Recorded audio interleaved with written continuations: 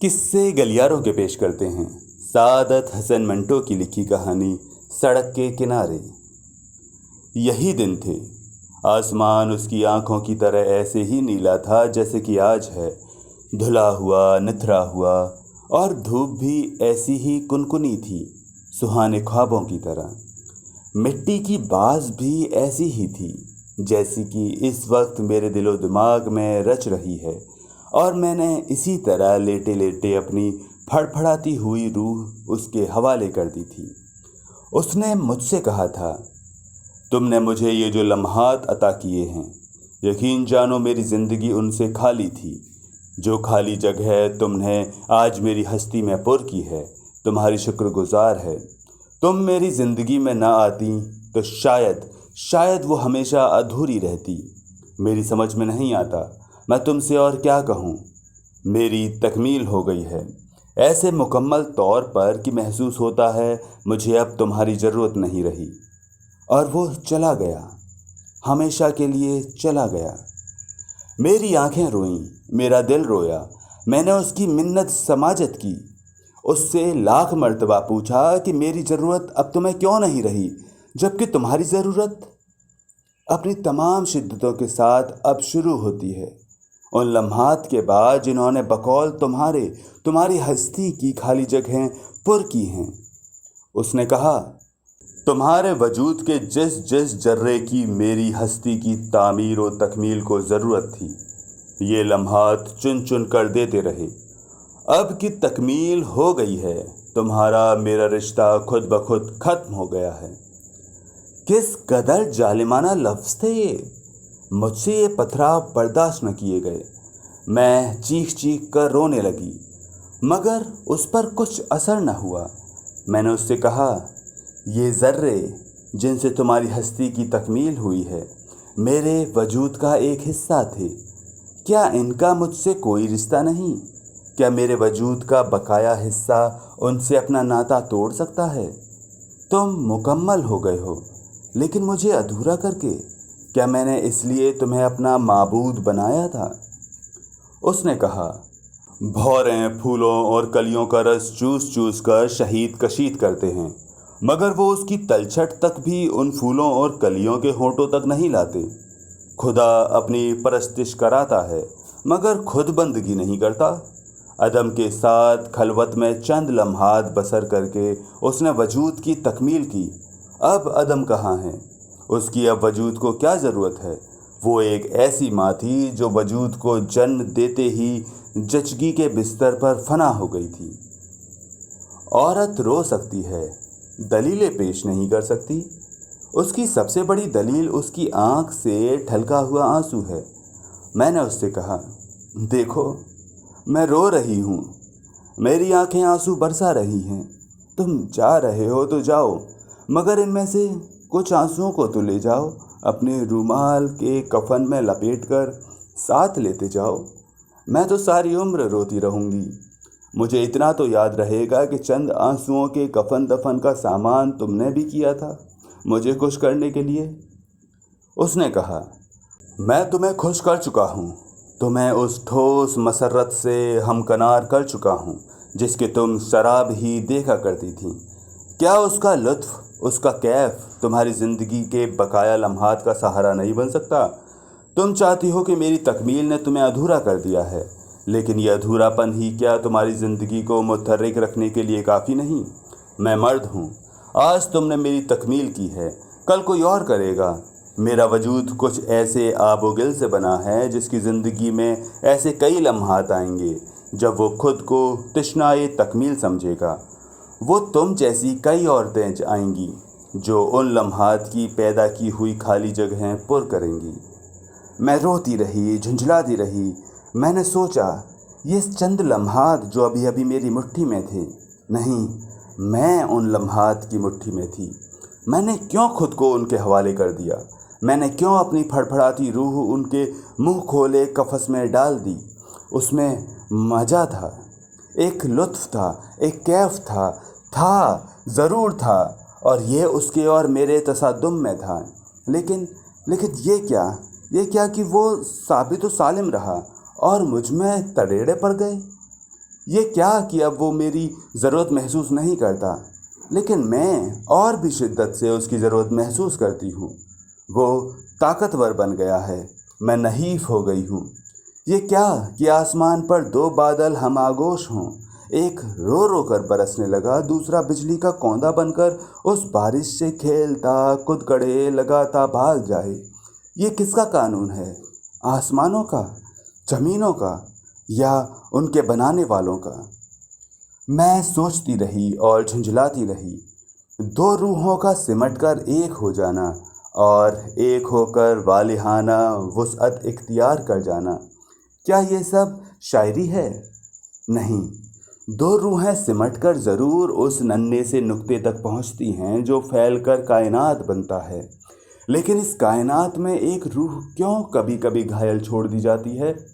کیا اس قصور پر کہ اس نے دوسری روح کو اس ننھے سے نقطے پر پہنچنے میں مدد کی تھی؟ یہ کیسی کائنات ہے؟ یہی دن تھے، آسمان کی آنکھوں کی طرح ایسے ہی نیلا تھا جیسے کہ آج ہے، اور دھوپ بھی ایسی ہی کنکنی تھی، اور میں نے اسی طرح لیٹے لیٹے اپنی پھڑپھڑاتی ہوئی روح اس کے حوالے کر دی تھی۔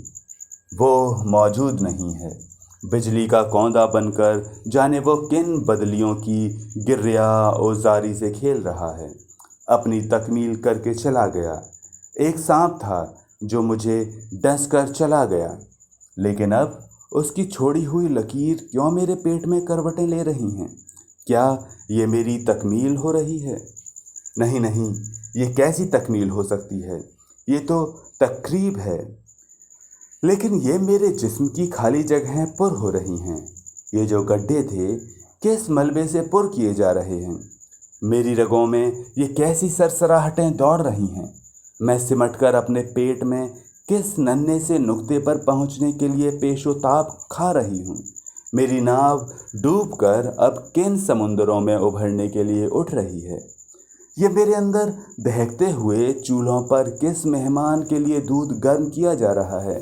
یہ میرا دل میرے خون کو دھنک دھنک کر کس کے لیے نرم و نازک رضائیاں تیار کر رہا ہے؟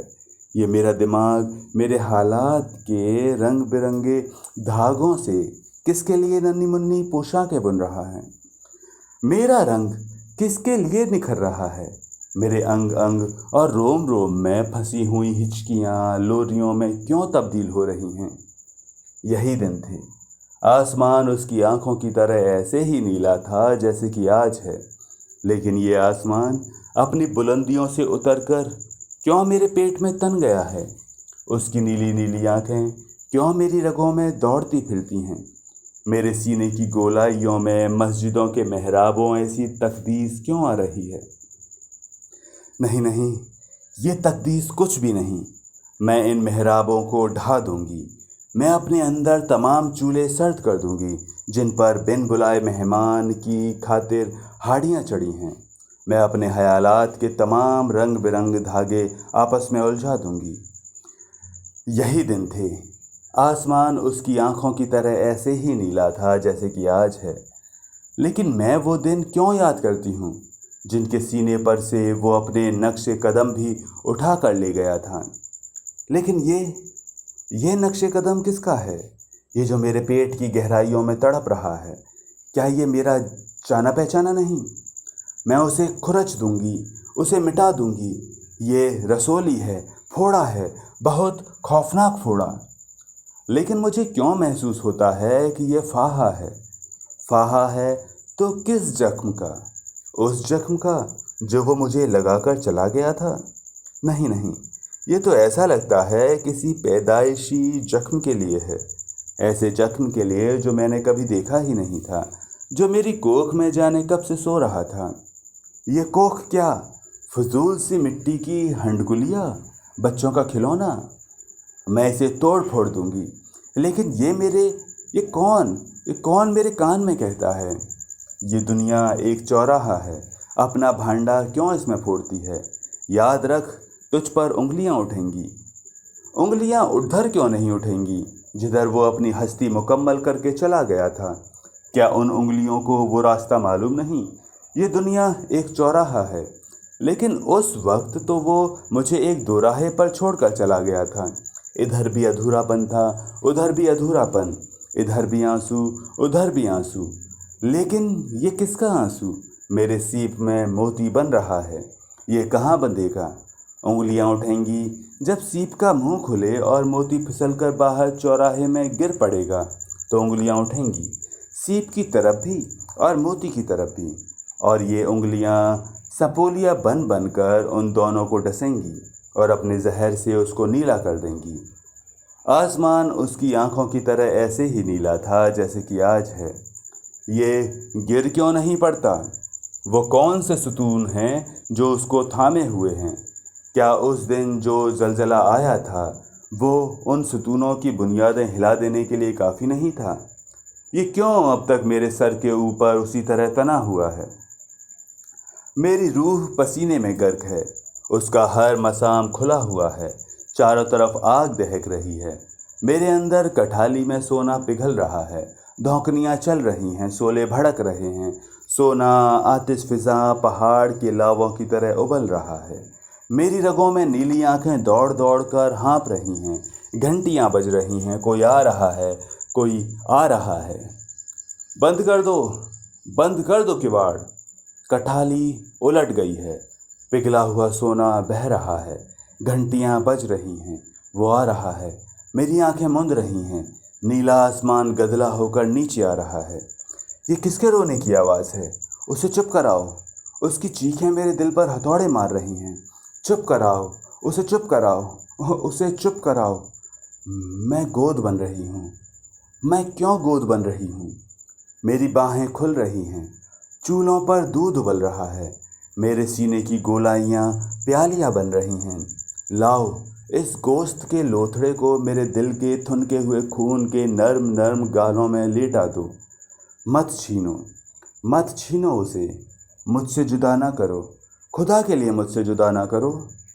उंगलियाँ, उंगलियाँ, उठने दो उंगलियाँ, मुझे कोई परवाह नहीं, ये दुनिया चौराहा है। फूटने दो मेरी ज़िंदगी के तमाम भांडे। मेरी ज़िंदगी तबाह हो जाएगी, हो जाने दो, मुझे मेरा गोश्त वापस दे दो। मेरी रूह का ये टुकड़ा मुझसे मत छीनो।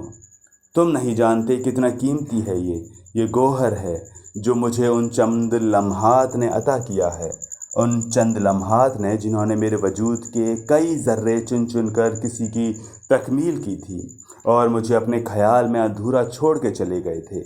मेरी तकमील आज हुई है।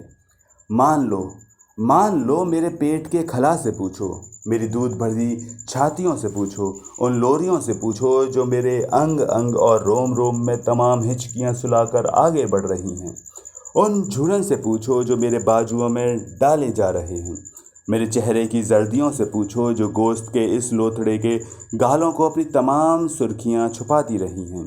उन सांसों से पूछो जो छुपे चोरी उसको उसका हिस्सा पहुंचाते रहे हैं। उंगलियां, उठने दो उंगलियां, मैं उन्हें काट डालूंगी।